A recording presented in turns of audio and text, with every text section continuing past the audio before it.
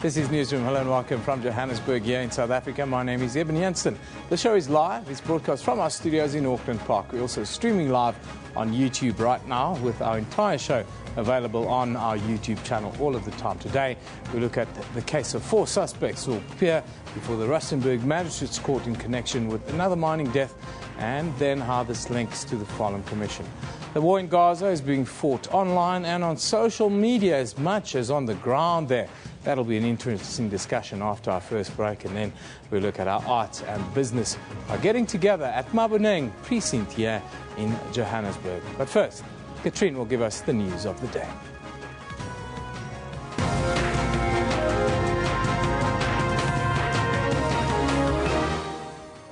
Well, hello and welcome. I'm Katrine Malan, and let's take a look at the news making headlines this morning. The United Nations has accused Israel of killing at least 15 Gaza civilians who were sheltering in a UN-run school. UN Secretary-General Ban Ki-moon has condemned the attack, saying it is unjustifiable, demanding accountability. Meanwhile, international alarm over the increasing Palestinian death toll in Gaza is not changing Israel's stance as troops press ahead with their offensive. Gaza officials say at least 1,361 Palestinians, most of them civilians, have now been killed. Golden Arrow and My City buses will continue to ferry Cape Town commuters to work this morning after vandals cut off signal cables at a busy train junction on the Cape Flats yesterday. Metrorail says the cables were cut between Philippi and Nyanga, affecting 80 trains servicing the area. Thousands of commuters are again experiencing delays this morning. Fears that the West African Ebola outbreak could spread to other continents have increased, with European and Asian countries on alert. More than 670 people have died from Ebola in West Africa since February. Health Minister Aaron Motsoaledi says precautions are also being taken to prevent Ebola from entering South Africa, and that there is no need for panic.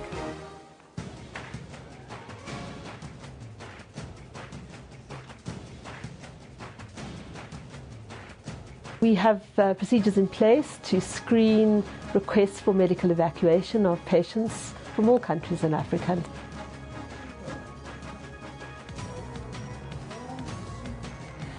4 school pupils were taken to hospital after being attacked by shop owners whose businesses were looted during protests in Johannesburg's central business district yesterday.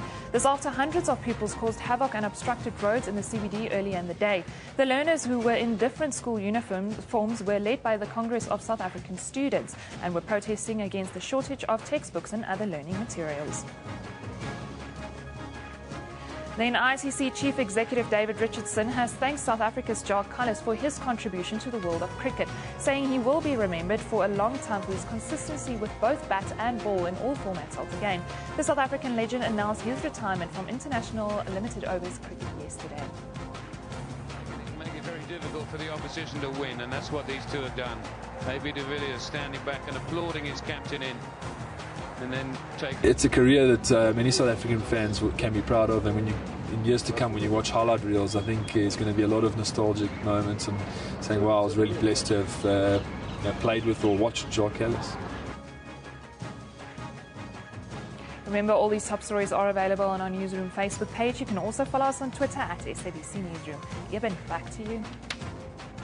Yeah, that's the news for today. Of course, on this very channel, we keep you updated throughout a 24-hour cycle as to what goes on. Now to a story. 4 suspects will appear before the Rustenburg Magistrates Court in connection with the alleged killing of a 27-year-old senior manager at the South African Manganese and Amcor mine, Samancor it's called. Police could not link the murder to the killing on the 22nd of July of the Regional Secretary of the Association of Mine Workers and Construction Union, AMCU's Bongani Bai Mehlonkomo, who was gunned down by unknown people on his way from work. Mehlonkomo was mentioned by the police witness known as Mr. X at the Farlam Commission, implicating him in the August 2012 murders of police officers and then Lonman security guards. The motive of the latest killing is still unknown. Now, in studio, I've got the person who's been at the Farlam Commission for the last couple of weeks, keeping us up to date. Just to set the scene for us a little bit, Nozintombi, good morning, firstly. Good morning, Eben. And the police say there's no connection between these killings. What are your views? How does it all sit together? I think that the police really need to take a very strong line when it comes to the issue of the killings. These two killings would make it about 10 people that have been killed so far since the start of the commission. 10 people have been killed in the past 18 months. It's not an easy situation, and police need to get to grips with it. It should not be a case of certain political parties are there and they are representing certain of the minors or the widowers. We need to have a national dialogue about the situation on the ground because people are dying, and I think that's the point that we're missing. This sort of tit-for-tat killing, it seems, that's going on at the moment. But before we carry on, I want to go to Tsolofelo Matibedi, who's at the Rustenburg Magistrates Court, where, of course, the hearing is taking place today. He's on the line, unfortunately. We don't have him live because he's in motion in some sort of way. Tsolofelo, good morning. Eben Jansen here in Johannesburg. Are you with us? Yes, I am. Eben, how are you, my brother? Very good, Tsolofelo. Just give us a quick update as to the scenario that's playing out. What are the people saying there? And also give us a little bit of an insight of the expectation at the court case.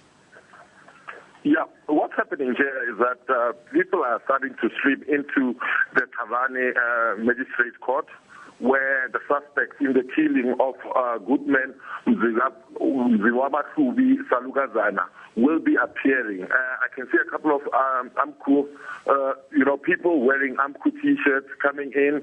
The court hasn't resumed as yet, but, it will be starting still a bit early, a couple of minutes past 9. But as I indicate, there's people that are coming to lend support to possibly, a fallen comrade, because he was a manager at one of the mines in the Rustenburg area.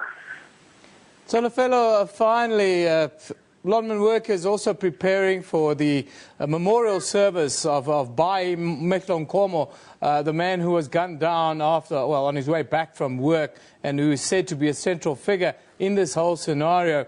How are these preparations going, and what do we expect? How will it play out? It seems a very emotive thing. The funeral of Mr. Mehlonkomo is happening on the 9th. The memorial was actually held yesterday even, where AMCU leaders were there, but the AMCU president, Joseph Matunjwa, was not there, but Mr. Jeff Mphatlele was there, who is the Secretary General of AMCU. Mr.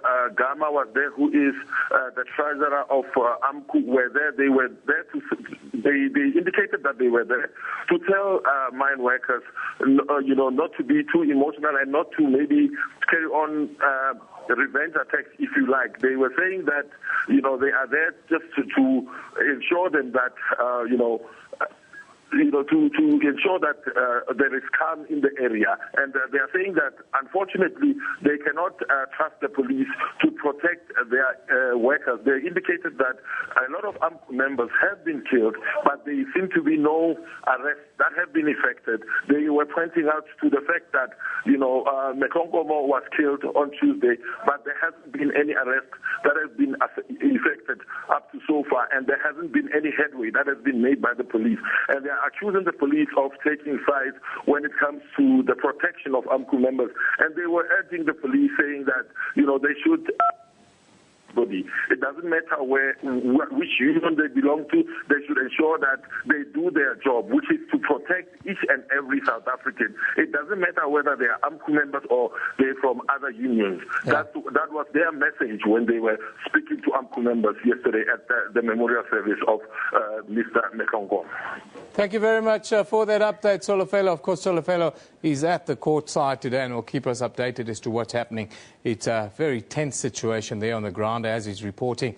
Tit-for-tat killings or revenge killings, whatever you want to call it, been going on for the last few months, for the last 18 months, really, it seems.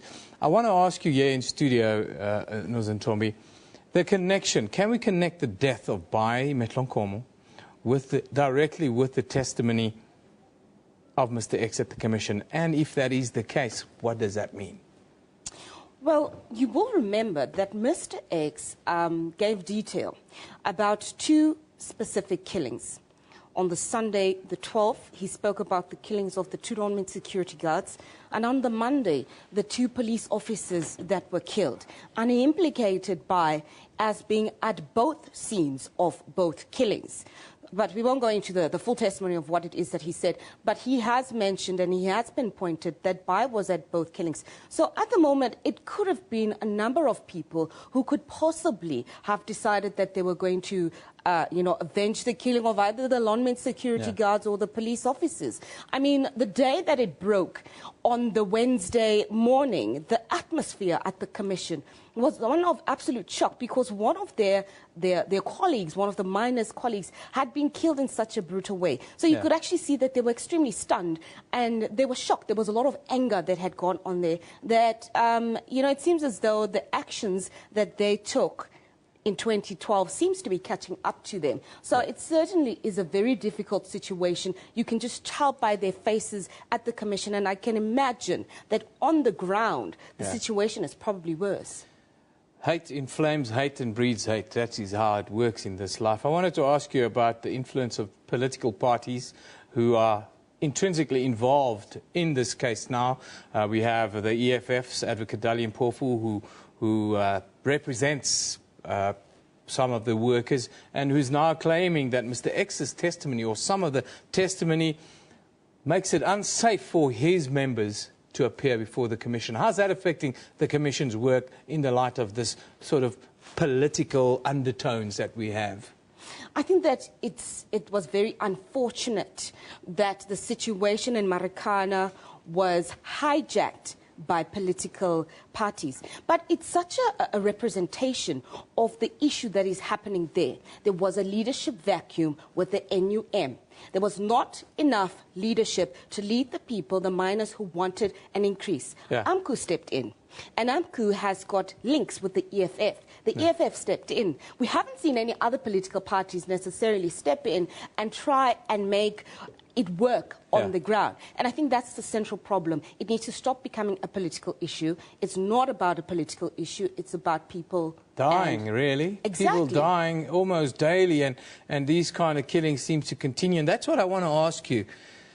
Can we say that the Marikana Lonmen area is still a ticking time bomb with one killing triggering other killings, and this could still escalate even further? Let me take it back to the week before the 16th where the shootings happened. There were several murders that had happened, and everything was downplayed. And nobody thought that it would escalate to the situation that it escalated on the 16th. And I think we're seeing a similar situation whereby we are getting more and more killings, more and more murders, and the police are playing it down. The leadership in the regional area is playing it down.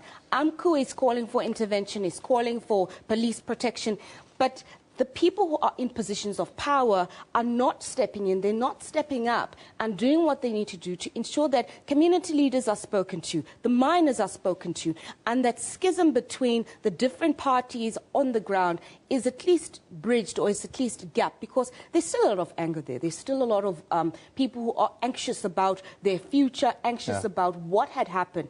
And we need to have a national dialogue about that, and we need to move towards reconciliation and building that area. Add to that the job losses that might be on the cards going forward in the platinum sector, and you do have a powder cake scenario that needs to be addressed, and it seems that the Farlam Commission is not doing the addressing or quieting down the scenario. It seems to be inflaming it with the kind of testimony and the threats that then follows out of that. But Ntombi, that's where we have to leave it this morning. Thanks for joining us once again.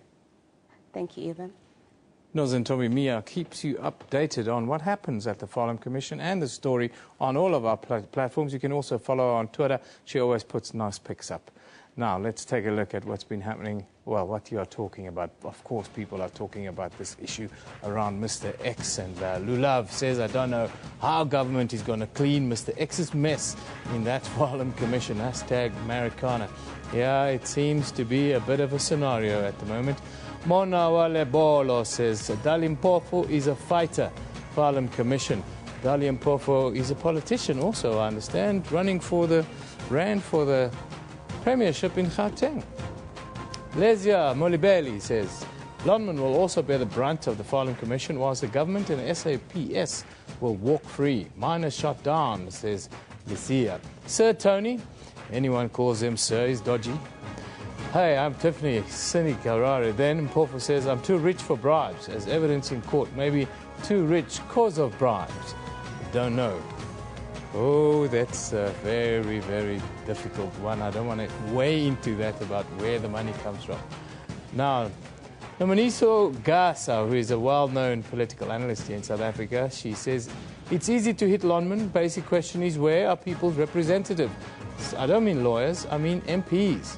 Yep, that is a legitimate question that was asked in studio by Nozintombi Mia this morning as well. And now, time for us to take a quick look at what's happening on the front pages of the world. You can put it back up if you don't mind. There's this flow, thank you. The International New York Times looking at the situation in Gaza. There you will see pictures of Palestinian children waiting to receive medical treatment after artillery shells hit a United Nations school, killing 20 people. Then papers in Latin America are also reporting volatile situation in Gaza. And in Russia, the Moscow Times is leading with the story of 82% of Russians believing the Ukrainian army is to blame for the downing of Malaysian Airlines MH17. That's what you can do if you have no media freedom in your country. Now, South African cricket stalwart Jacques Kallis has announced his retirement from all formats of international cricket, saying in a statement that he realised his dream of playing in a World Cup was simply a bridge too far. Although the 38-year-old has drawn the curtain on his career for South Africa, he said he would still play in 2020 franchise cricket. Let's take a look at how Jacques Kallis went to his maiden double century. It took a long time.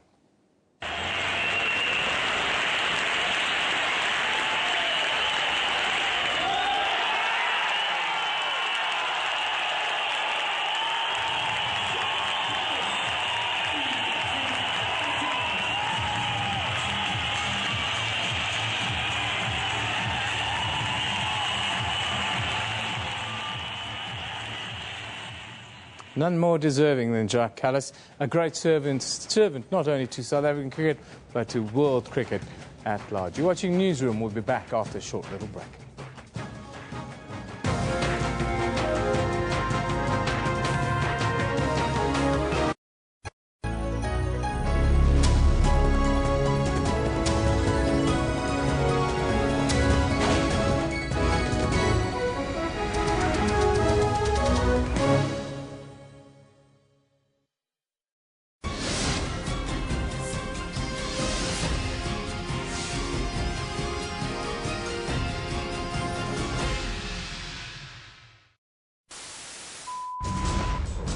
Across the globe, the continent and the entire country, every second there's always a breaking story. SABC News is your reliable eye, ear and information system in bringing you events as they happen. Our cutting-edge and hard-hitting journalism leaves no stone unturned, giving you the whole picture every time. Join us every day on SABC3 and know what is happening around you. SABC News, Africa's news leader.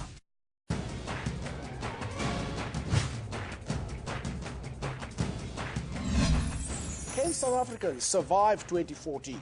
Many of us actually were given bursaries by state-owned enterprises, but the state shrunk, telecom was privatized, and now you are sitting with huge unemployed people, but huge backlogs in terms of infrastructure that could develop the same young people. It's in our hands, and our future is up to us. It's a tough year, and tough decisions will have to be made by the government. It's an election year, which makes it difficult to make tough decisions. I mean, it's tough to make tough decisions. It's especially tough in an election year. That's Rights and Recourse, Sundays 2 p.m. on SABC News.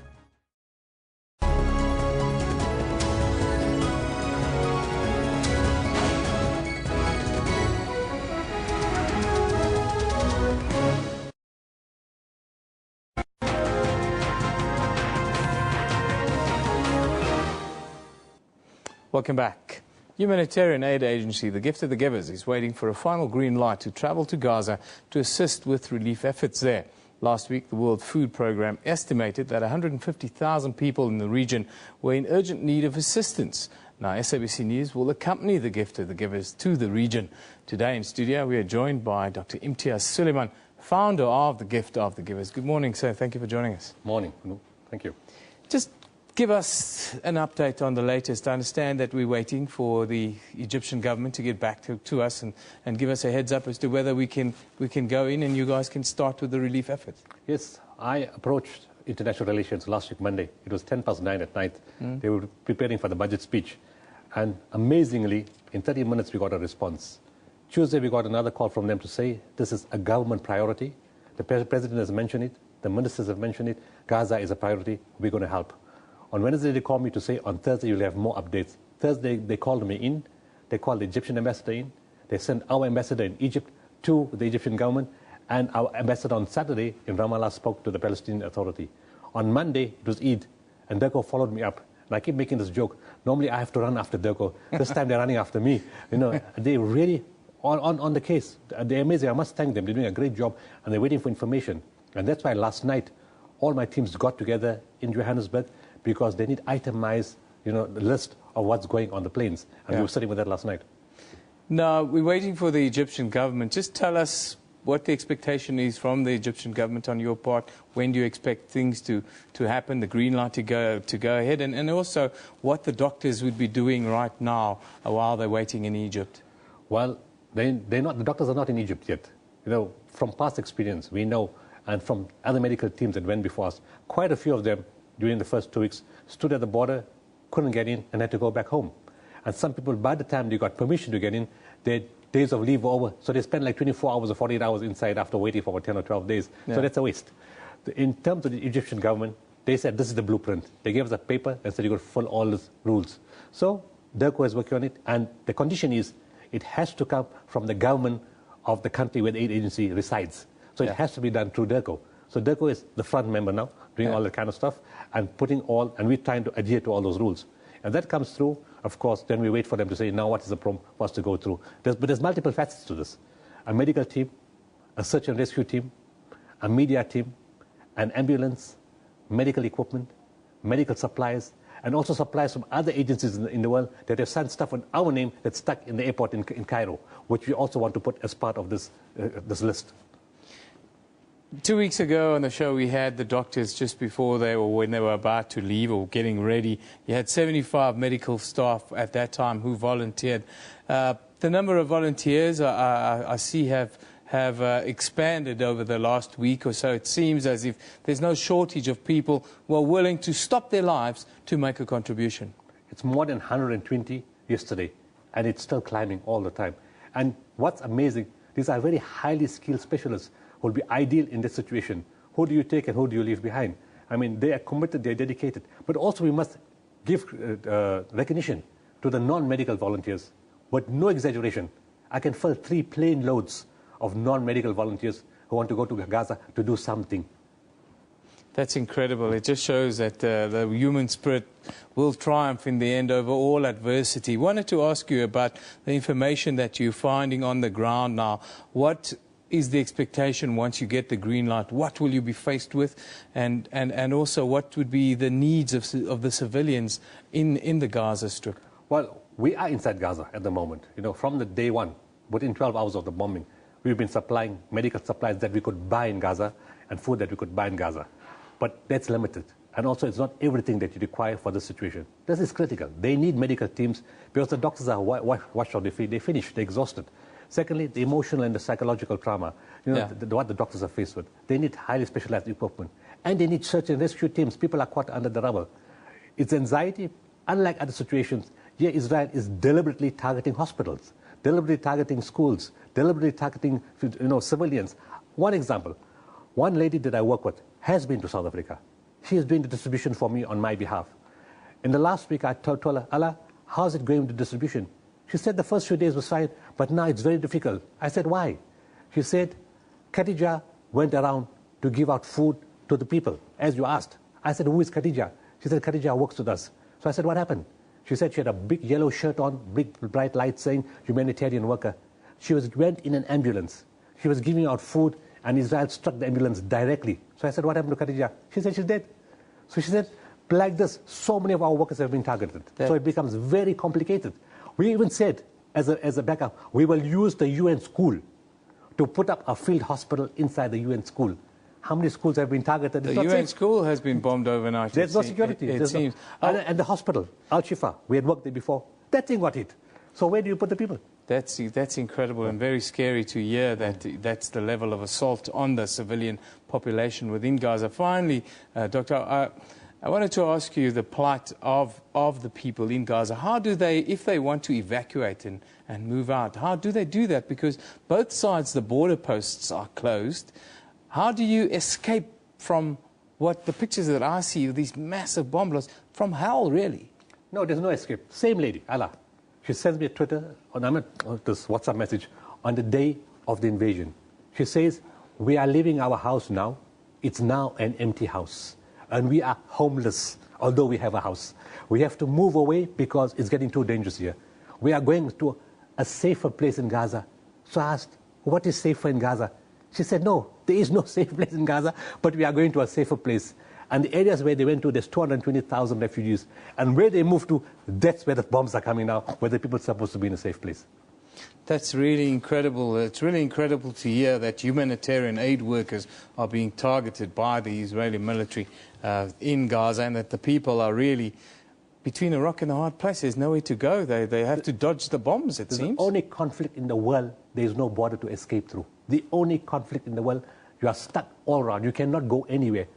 1.8 million people, 47 kilometers long, 12 kilometers wide. The largest concentration camp on earth that's being bombed and people are being exterminated. And it seems as if every square inch of Gaza is being bombed, or the plan is to bomb every square inch of the strip by the looks of it. Well, there's nothing much left there. You know, and remember, building material is not allowed into Gaza. So how are they going to build their homes again? Oxygen, life-saving oxygen is not allowed into Gaza. How are they going to breathe and survive in hospitals? Power plants are knocked out. There's no generators, there's no fuel. How do you do operations? People are going to die in hundreds. Dr. Suleiman, it's really a heart-wrenching story you're telling us this morning, and really difficult to try and understand the situation that these people are in. But thank you for joining us and giving us this kind of insight. It's a much worse crisis than I think we even in the media are reporting on. We report on numbers, and those numbers never really hit home. Thank you. Thank you very much. That is Dr. Imtiaz Suleiman, who's the founder of Gift of the Givers, giving us a little insight as to what is happening in Gaza. All I can say is that anger breeds more anger. Hate breeds more hate. It's time for us to look at what are the alternatives. Now, as I mentioned earlier, the World Food Programme has estimated that 150,000 people in the region were in need of urgent food assistance. SABC News will accompany the Gift of the Givers organisation to the region. Emergency food aid. Hundreds of thousands of Gazans are in dire need. It's aid the Gift of the Givers is hoping will go a long way to assist the Palestinian people. People in Palestine want closure. They want their children that are under the rubble. They want to bury them. They want to put them in the grave. And that's why we thought that we can serve a purpose by taking the search and rescue teams in to help find bodies and to hopefully find live people also. So it's ambulance, medical team, search and rescue team, medical equipment, search and rescue equipment, medical supplies other than medicines, and medicines. Things easily taken for granted like bottled water and canned foods are part of the consignment. Well, this organisation is used to moving into conflict zones, but many are emotional about this particular trip. As a doctor, but also as a father, I mean, I've got 3 children, and we're looking at the pictures that where the kids are affected.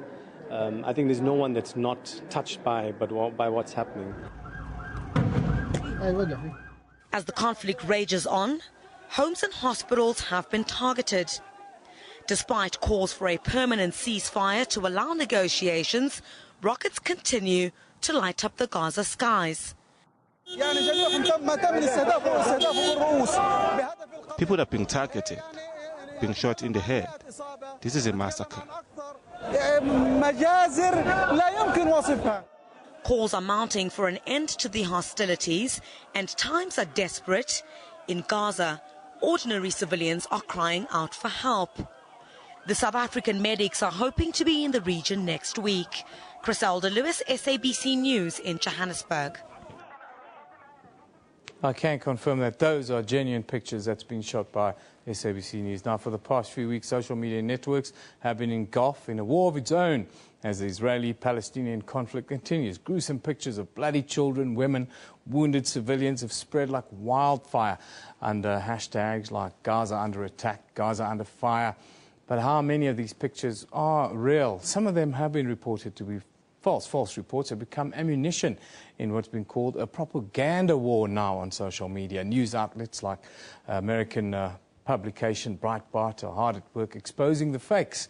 It turns out that many of the photos that have been posted on social media were actually posted months, even years ago in different countries. Many of them, as I say, not even in Gaza, but during the Syrian civil war. Now, today, we're joined by the managing director of Roy Africa, a South African-based media monitoring company, Tonya Kuri, to carry on this discussion. Good morning, Tonya. Thanks for joining us again. Morning, Eben. Thank you for having me.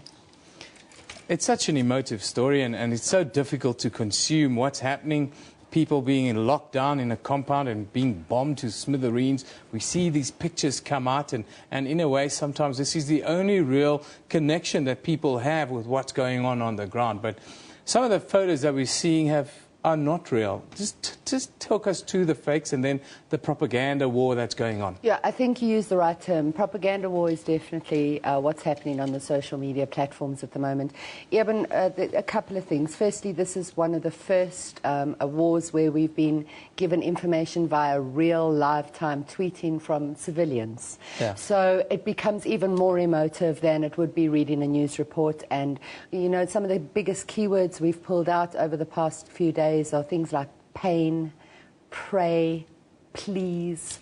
All these really strong emotive words are being used in relation to the crisis.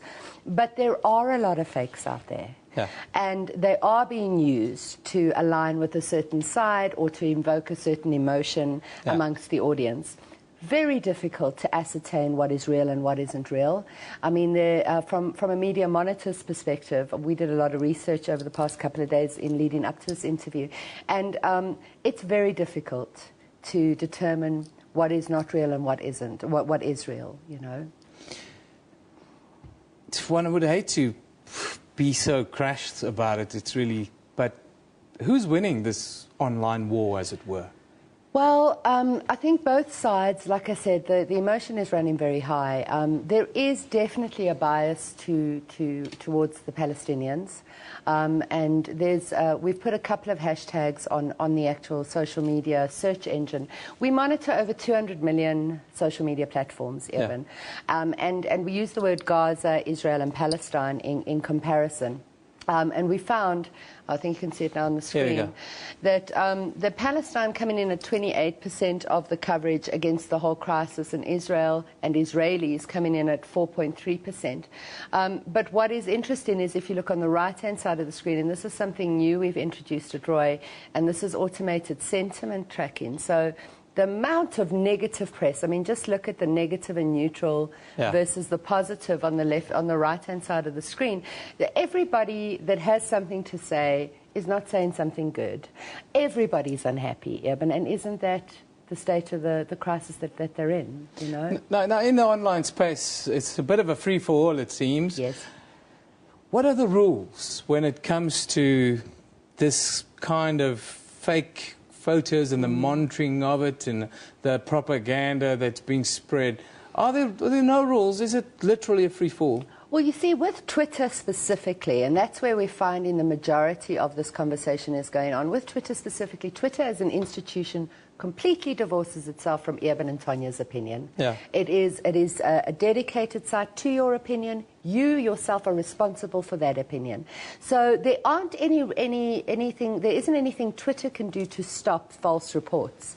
I think from a layman, if you're following this particular trend in social media, you need to use your head. Yeah. You know, firstly, look at who you're following. Look who is putting the message out.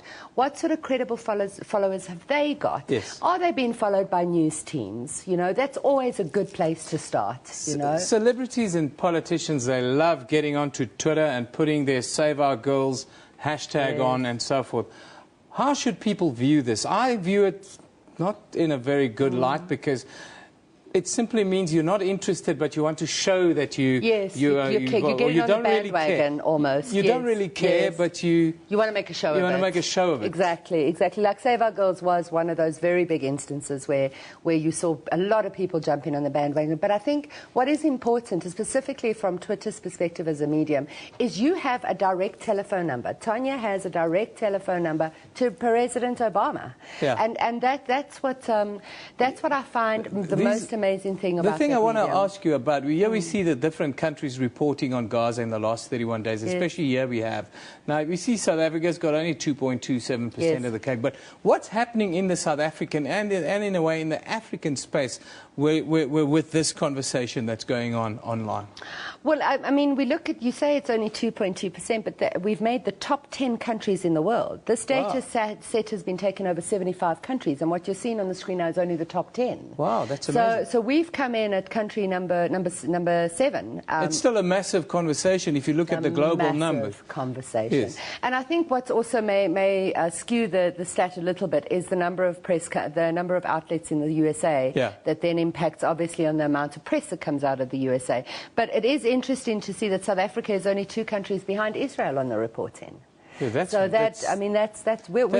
we are paying attention. We're paying attention and we're involved, and we've got relief efforts going on there. We've got doctors going on there. Yes. And the scary thing that's coming out is that when you speak to these people who are directly involved on the ground, like Dr. Suleiman a little bit earlier, he's talking that their relief effort is being targeted, and that is a concern. So what is the conversation on Twitter like in South Africa? Is it a very abrasive one, or is it a little bit more conciliatory? I think the biggest focus right now from the South African perspective is the children. Everybody's talking about schools, about the child deaths, about babies being born with dead mothers and things like that. So that is a massive emotive part of our discussion at the moment, specifically here in South Africa. Also, there's an awful lot of referral to the years of apartheid and the certain, what could be construed as similarities in the policies. I mean, I don't know, and I'm certainly not an expert on the Israeli-Palestinian conflict, but the South Africans are certainly very much involved in the conversation, Eben. Tanya, I've seen some of the conversation going on, and we've had Israeli Apartheid Week in South Africa, so it's I think in a way South Africans feel that with our history we have to have some understanding of what's happening in Gaza, and in a way I think South Africans are very much a humanitarian nation and a guide on that front. We are the land of Nelson Mandela in the end. Yes, exactly. They need a Nelson. They need a Madiba. They do, but somehow I think that it runs a lot deeper than that. When you talk about religious issues in this space, it's more than religion. It's really far more than it's religion, really a fight. Eben. What people don't realize, it's a fight about land. Exactly. It's very small pieces of land available, and the fight in Israel is about land. And passion for the roots. You know, I have a Palestinian friend and I have an Israeli friend, and I had conversations with both of them last night, and what is interesting to me is the amount of passion in both voices, and the never say die attitude. You know, like, I don't know how this is ever going to be resolved. Well, we hope that sanity will prevail in the end, and that we as a species would be able to say we are Earth and we need to intervene. Yes. Thank you very much, Tanya, for giving us the numbers online. All around the world, it's a conversation that everyone almost is involved in, celebrities and politicians. If they put their free Palestine or Israel under fire scenarios, send them a question. What are you doing? Are you making a contribution? Are you saving lives? What are you doing? You're watching Newsroom on SABC News. We'll be back after a short commercial break.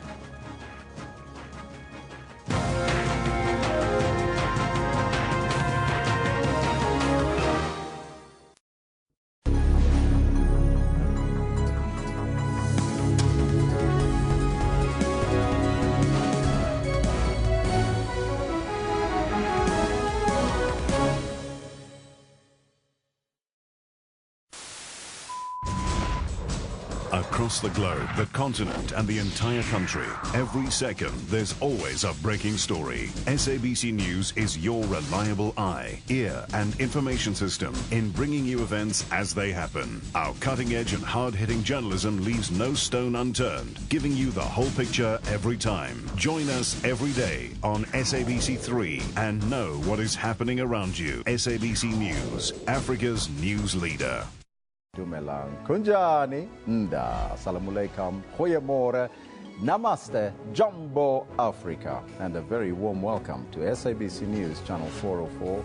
South African Revenue Service has upheld its impressive record of collecting taxes. SARS collected about 86 billion rand more in the fiscal year compared to the previous year. The message we want to communicate is that government must also live modestly. And that when we're looking at these sorts of issues, modesty is an important message to communicate to the public. That's AM News, daily at 10 a.m. on SABC News. Zoom into Africa. This is South Africa. The president is Mr. Jacob Zuma. South Africa became a republic in 1960 and attained democracy in 1994. The population is more than 50 million people. One of South Africa's major languages is English. Monetary unit, the rand.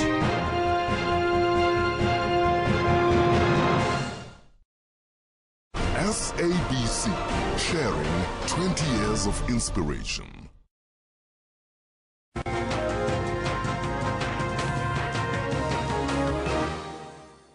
Hello and welcome back. You're with Newsroom on SABC News. Now, situated in the heart of Maoneng, Open Maoneng is a next-generation co-working space creating AAA-grade office facilities. Here, new technologies have been used to create the best conditions to foster collaboration and innovation for all who join the community. This unique setting has created a strong entrepreneurial community, and today we are joined by one of the business owners, Tsakani Mashaba, owner of skincare company Michael Mikiala Men, and to tell us more about this exciting space by Wesley Wilkinson, who is the Managing Director of Open. Guys, welcome to Newsroom. Thank you so much for having us. Wesley, I want to start with you. Open Maoneng, the whole concept idea behind it. Sure. Well, we spend such a large part of our life working in offices, and we wanted to say, why restrict living to outside of the office? So Open was designed with the thinking that you want to be inspired when you go to the office. You want to feel like you're actually connecting with people. And the main reason behind that was building a AAA grade office for entrepreneurs that can't necessarily afford it when they first start out. The idea being that we really want to connect with individuals in the office, but working in silos at home or in coffee bars or in traditional office spaces doesn't necessarily do that. Tsakani, now you are one of these business owners, and I understand you've got quite a history. Can you just let us in on your journey so far? I think when I got retrenched at 23, I then decided, you know what, I'm actually going to start working for myself because I needed to take control of my own working destiny, I want to say that. I think my journey led me to Michael Mikiala Men, which obviously is a skincare range that's developed for African skins. That we're currently retailing in Edgar's right now. But what was exciting is that prior to coming through to the Open, we used to work in an office space in Rivonia. But this gave us an opportunity to really grow because there's not only an open working space, it's also a co-creating space. So that's very exciting for us. We're talking about the next generation. From both of you guys, what does that mean? The next generation, who are they? Where are we going? I think that we already exist in the next generation. I think that the people that currently work within Maoneng, using as a case study, they are the next generation. They're pushing the boundaries, they're engaging, they're collaborating, they're co-creating.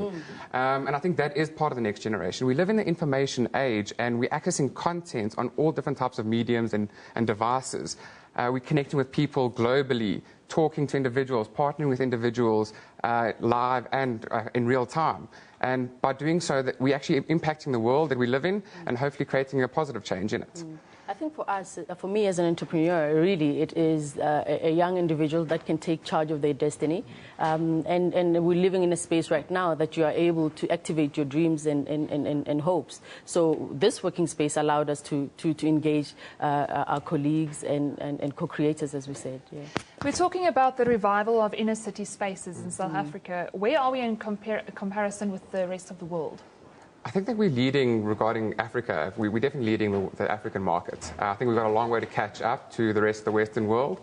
But with visionaries like Jonathan Liebman, who's the CEO of Perpetuity and the visionary behind Maoneng, and the likes of Adam Levy and Braamfontein, I think South Africa and Johannesburg especially is in very good hands. And then the rest of the cities in South Africa, where are we going? I think Cape Town is definitely a world-class city. Absolutely, there's no doubt about it. But I do think that we're still a long way away from impacting the likes of Bloemfontein and Durban, but there is a definite movement towards that, and I do know that Maoneng is taking their kind of brand of rejuvenation into Durban. So can you tell me more about your skincare company? It's Michael Mikiala Meng. It's formulated in South Africa. It's a South African brand. We're currently retailing it in Edgar's. And the reason for that was that there wasn't a specific skincare product that catered to the African man, and the stuff that was in the market was quite aggressive. And we decided that we're going to look at an opportunity to look after ourselves.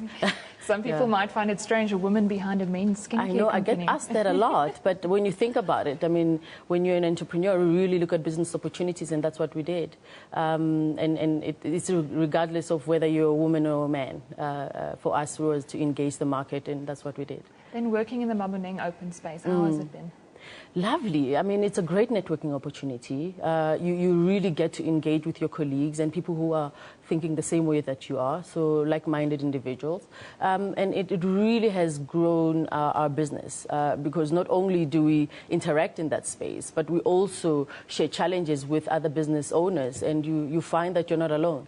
The entrepreneurial space is very lonely most of the time. So sharing ideas and challenges, most of the time you find that you get a way out. Wesley, just to wrap up quickly, tell us about the details of the event tonight. It's the Maoneng Mashup and how people can get involved. Well, we're launching the Maoneng Mashup because we feel that the community around us aren't engaging as we are in open. So we're providing a platform for all the tenants and residents to kind of understand what new businesses are coming into the precinct, what opportunities exist for collaboration, and hopefully provide a platform for them to engage on a global scale and also more of a community scale in Maoneng.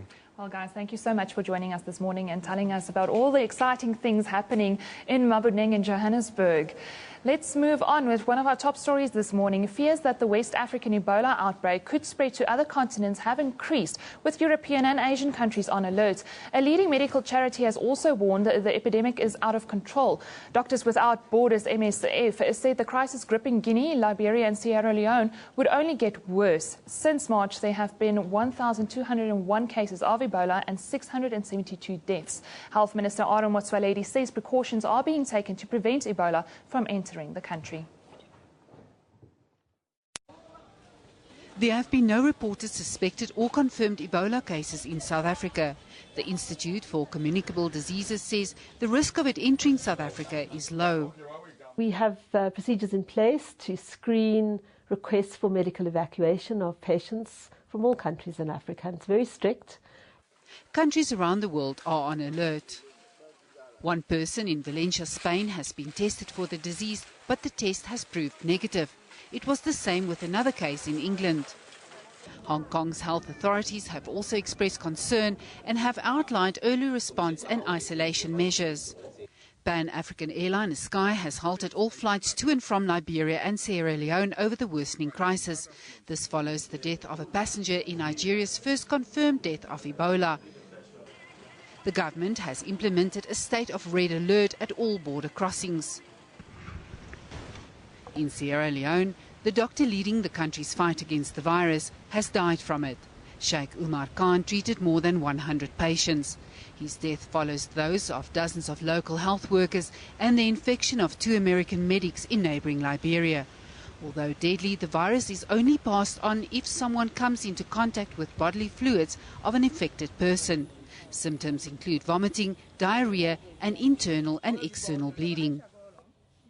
Well, South Africa has been placed on high alert, really, with the outbreak of the Ebola virus, and digital news production editor Bongi Mokhali joins us here in studio. We are on high alert for this Ebola outbreak, which is very alarming. The health minister's come out and said he's bit. What are we doing on our digital platforms to keep people informed on this? Well, obviously we've got the story up and running. We've also got infographics that will show us what the figures are, and they're actually frightening. We've got the total number of deaths, but what we also have, you see in Sierra Leone, where it seems to have been the most intense, it's got over 600 deaths. If you can imagine something like this happening in South Africa, we've got so many areas where there's lots and lots of people living in a small space, very, very close to one another. And while the country officials might be saying that they're guarding the legal and official ports of entry, what about the illegal ports of entry? Somebody comes into the country, perhaps from, I don't know, West Africa, somewhere from Sierra Leone or whatever the case might be, and they find themselves perhaps in a place like Diepsloot, or they have to go to Chris Hani Baragwanath Hospital by the time the symptoms have reached us a level that they're like bleeding and basically disintegrating everywhere. And you can imagine the numbers of people that use those health services are extreme. I mean, we've got the figures up and running for West Africa, but I'm hopefully, and I just hope that this is just a dream, that we won't find ourselves in a situation whereby we have to put up an infographic for people to know where to go should they find themselves exhibiting symptoms of Ebola, which is a devastating illness. It's a devastating disease, and the scary thing about Ebola is that quite often people mistake it for other diseases in its infancy. It looks a lot like malaria when it starts out, and then it looks like a common cold, so it's very, very dangerous. Let's move on to the Commonwealth Games, where Team South Africa's had a quiet couple of days, haven't they? Just tell us about what's happening in the digital space with regards to Commonwealth Games. Oh, we've got the medal tally. I mean, this is just a good news story for South Africa. You know, the swimming boys are doing us really proud. We're looking forward to whatever's going to come out of the athletics. So if you go onto our page, we've got this infographic, and we're in the top 10. So I think we're performing well. You know, we're holding our own. Much thanks, like I said, to the swimming guys with the goals that have been coming through. So every time you need an update on that, you can get that. You can get pictures. If you have a look at what's on your screen now, you know, some of the shots from these things is just to see the human body in excellence, basically. Absolutely. And then you've now become the place where we launch all the new features on websites and so on. What new are we putting together for the users out there? Okay, on Mondays we've got what we call our tech wrap, and this past Monday we had interesting stories on government launching its broadband, and also you can get information on Nigeria. Nigeria has a company that's opened its first online female sex shop for those who might be interested in that sort of thing. We've got our science wrap, which will be published tomorrow, so anyone scientifically inclined can go and have a look, and we've also got an art and entertainment feature now, and we can have that sometime midweek. That's fantastic. I wanted to ask you, an interesting thing I saw was that the President Jacob Zuma, was set to have a live social media chat on Facebook and on Twitter yesterday. Just tell us, did that happen? No, unfortunately it was postponed. The ANC's Twitter account informed everybody that this had been postponed and a new date hasn't been set yet.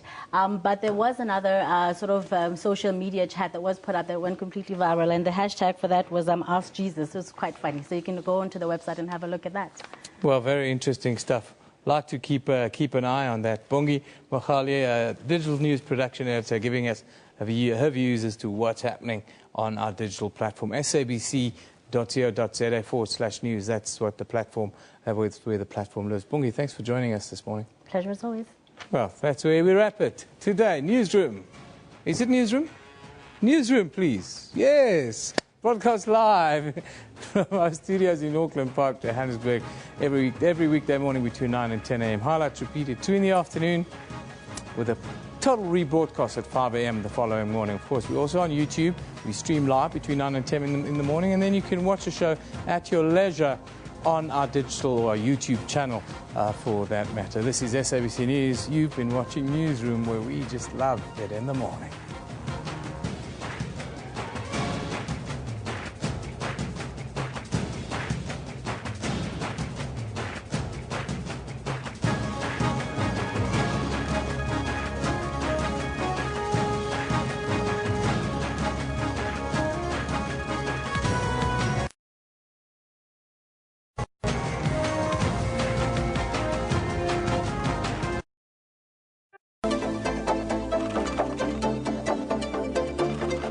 Do you hate white people?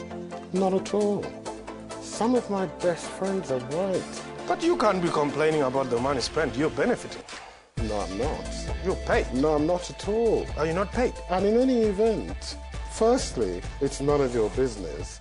Secondly, I get paid what I'm worth, and I think I'm worth what I've been paid. Watch Question Time with me, Mpho Tsedu, Monday to Thursday at 5:30 p.m. on the SABC News channel.